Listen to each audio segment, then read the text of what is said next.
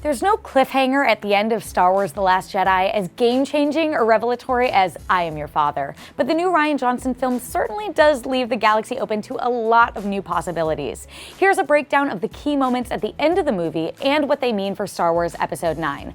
Full spoilers ahead.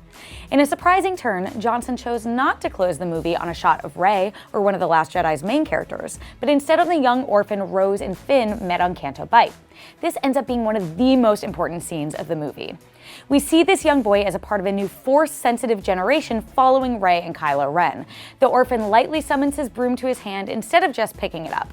This signifies to the audience that he has burgeoning Force powers. With Rey and Kylo Ren both being the most powerful of their kind moving forward due to the deaths of Luke Skywalker and Snoke, this being the final shot of The Last Jedi hints that a new generation of Force users could be a key part of Episode 9.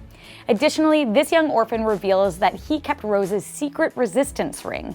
Considering none of General Leia's allies showed up to assist the final few resistance fighters on Crate, this small reveal proves that there is a group of downtrodden individuals across the galaxy who now look to the resistance with hope, as was Leia's intent.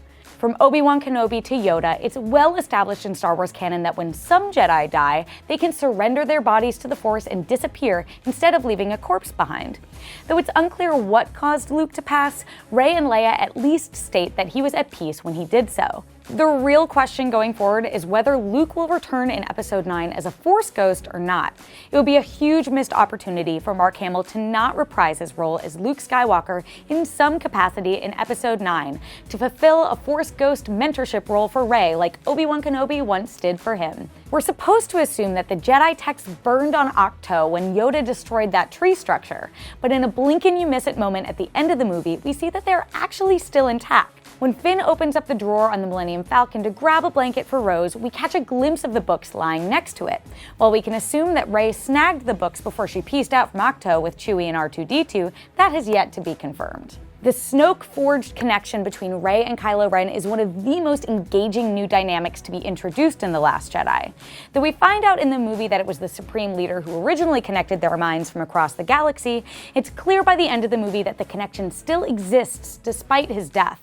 They share one last mind connection at the end of the movie. Kylo Ren is in the abandoned Resistance base on Crate, and Rey is loading the remaining Resistance fighters onto the Millennium Falcon.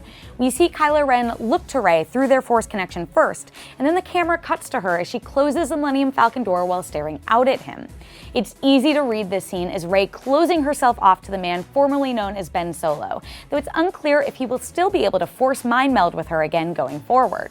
What unfinished business are you most excited to explore further in Episode 9? Let us know in the comments below. And for more of our Last Jedi coverage, check out our breakdown of the biggest WTF questions, as well as Easter eggs you might have missed.